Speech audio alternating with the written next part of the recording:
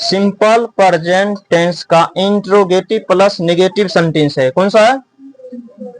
हम लोग simple present tense पढ़ रहे हैं ना, इसका चौथा जो होता है इसको बोलते हैं इंट्रोगेटिव प्लस नेगेटिव सेंटेंस। कौन सा बोलते हैं? फिर से बोलो, बोलते रहो। 10 बार रिपीट करो। Interrogative plus negative sentence. कौन सा? इंटरो नहीं, इंटेरोगेटिव प्लस नेगेटिव सेंटेंस। कौन सा? हाँ, ये वाला बनाने के लिए देखो स्ट्रक्चर क्या होता है। सबसे पहले लगाना है डू या तो डज। क्या लगाना है? प्लस सब्जेक्ट, प्लस सब्जेक्ट के बाद लगाना है नोट। क्या लगाना है? नोट के बाद लगाना वर्ब का first form, plus other word लगाना है, प्लस क्वेश्चन मार्क लगाना। या तो इसका दूसरा है डायरेक्ट डोंट होगा। कौन सी होगा? डोंट या डजंट, डोंट या प्लस सब्जेक्ट। नोट इसी में ना आ गया, सब्जेक्ट के बाद डायरेक्ट क्या आ जाएगा?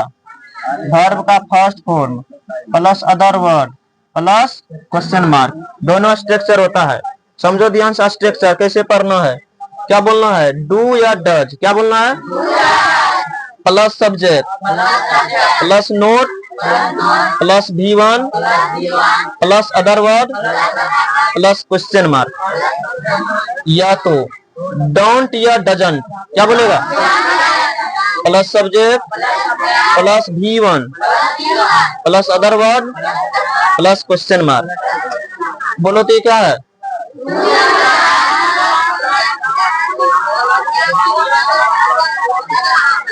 ये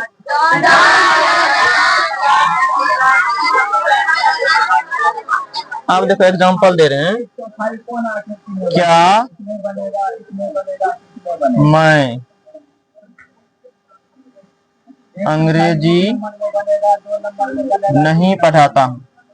क्या मैं अंग्रेजी नहीं पढ़ाता हूँ? अब समझो इसमें ध्यान से। सबसे पहले कहा डू या तो डज देने के लिए, हम दोनों नियम से बता देते हैं, ठीक है। सबसे पहले क्या करा? डू या तो डज देने के लिए। तो डू या तो डज पता कैसे चलेगा? सब्जेक्ट अनुसार ना। सब्जेक्ट कौन है इसमें? मैं है ना, तो मैं की इंग्लिश कौन सी होता? आई में डू या डज। तो सबसे पहले डू लगाएंगे। क्या लगा देंगे? उसके बाद सब्जेक्ट है मैं, तो आई, तो डू आई। उसके बाद क्या कहता लगाने?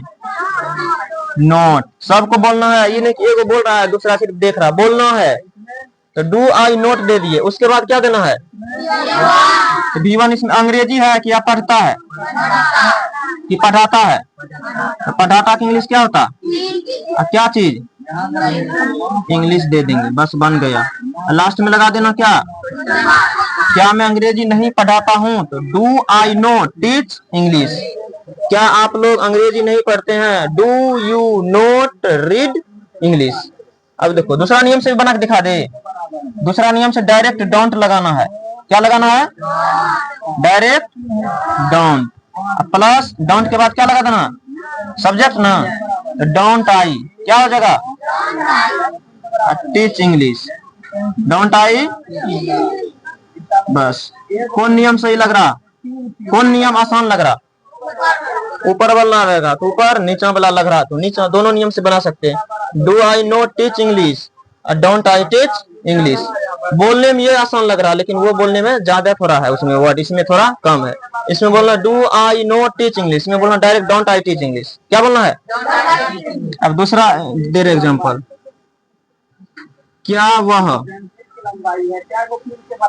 रात में पढ़ती है? क्या वह रात में पढ़ती है? Question mark.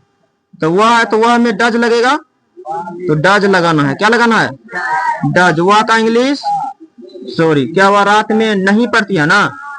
क्या वह रात में नहीं पढ़ती है? ध्यान देना है ना, ध्यान नहीं देती है तुम लोग।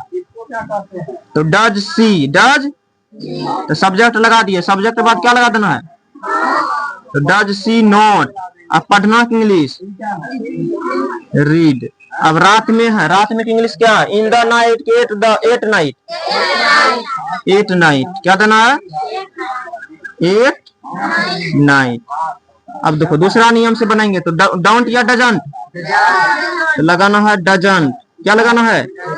Doesn't see.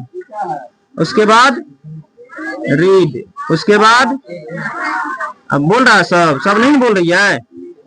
नहीं बोलो, ठीक है ना। तब कल देखना ढोलैया चलेगा पूरा पुस्तक। हम सब पता है कि हम उधर लिखते हैं, के देखती है के नहीं, के कौन बोली है कौन नहीं बोली। ठीक है, वो तीनों नहीं बोली, वो तीनों गनुजा है। एगो दूगो इधर है गनुजा। दूसरा एग्जांपल दे रहे हैं। क्या वे लोग पटना नहीं जाते हैं? क्या वे लोग पटना नहीं जाते हैं? क्या लिखे सेंटेंस? धीरे बोलना है। तो वे लोग में, वे लोग का इंग्लिश कौन सी? दे ना, तो दे में कौन सी लगेगा? तो डू दे। उसके बाद नोट। नोट के बाद पटना होगा ना? क्या होगा? Go to Patna. कुछ भी है? और दूसरा नियम से बनाएंगे तो क्या बनाएंगे बोलो? Don't they. आई बोल दिया आपको। आई किधर से आ जाएगा? टोपी किधर से आई आएगा? आई है इसमें, ये लोग का दे ना, डोंट दे। उसके बाद गो टू। ध्यान दो बढ़िया से, नहीं तो घट जाएगा। पता है ना, वो देखो उसका मुंह लगता है कि फेविकोल से चिपक गया। चिपक गया है ना? चलो खड़ा हो जाओ, स्टैंड अप। क्या है लिखल? पढ़ो, तुम बोलो क्या लिखल है? करिश्मा बोलो, Kapoor. Do the do not. Do they पढ़ना, इसको द नहीं पढ़ना, डू दे। कौन सी पढ़ना? Not go to Patna. इसलिए बोलते, बोलेगा तब ये बोलने के लिए आएगा। ठीक है ना? कितना पढ़ लो, पढ़ने सिर्फ पढ़ सकता, बोल नहीं सकता है। जब तक नहीं बोलेगा तब तक नहीं सीखेगा। प्रैक्टिस होना चाहिए। समझ में आया? क्या वह घर नहीं आता है? क्या वह घर नहीं आता है? इतना तो आप समझ जाएगा। तो वह है, तो वह में डू या डज? डज। वह का उसके बाद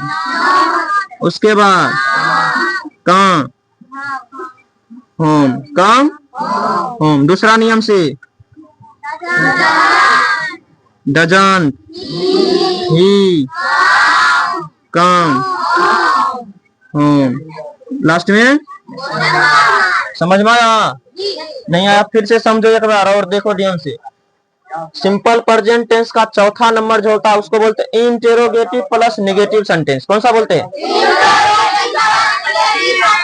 कितना बार बोले? उतना जोर से नहीं बोला, साइड में पढ़ाई जा रहा। कितना बार बोल रहे? नहीं समझ में आ रहा? हाँ, interrogative plus negative sentence structure बनाने का नियम है। कत्ते को पूछे तभी बोल दिया do does structure plus not plus भी।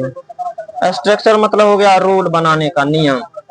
डू या तो डज लगाना प्लस सब्जेक्ट करना है, उसके बाद नोट करना, V1 करना, अदर वर्ड करना, लास्ट में लगाना क्वेश्चन मार्क। या तो करना है डायरेक्ट डोंट या तो doesn't plus subject plus V1 plus other word plus question mark करना। क्या है? क्या मैं अंग्रेजी नहीं पढ़ाता हूं? तो do I not teach English, या तो कहेंगे डोंट आई टीच इंग्लिश। कौन सी कहेंगे बोलो तो? इसमें क्या वह रात में नहीं पढ़ती है? Does she not read at night? कौन सी? या तो doesn't she read at night? कौन सी? क्या वे लोग पटना नहीं जाते हैं? Do they not go to Patna? कौन सी? या तो don't they go to Patna? क्या? धीरे बोलना है। क्या वह घर नहीं आता है? क्या है? Does he not come home? या तो डजंट ही कम होम। समझ में आया? फिर से एक बार सुन लो। क्या मैं अंग्रेजी नहीं पढ़ाता हूँ? तो do I not teach English, या तो डोंट आई टीच इंग्लिश।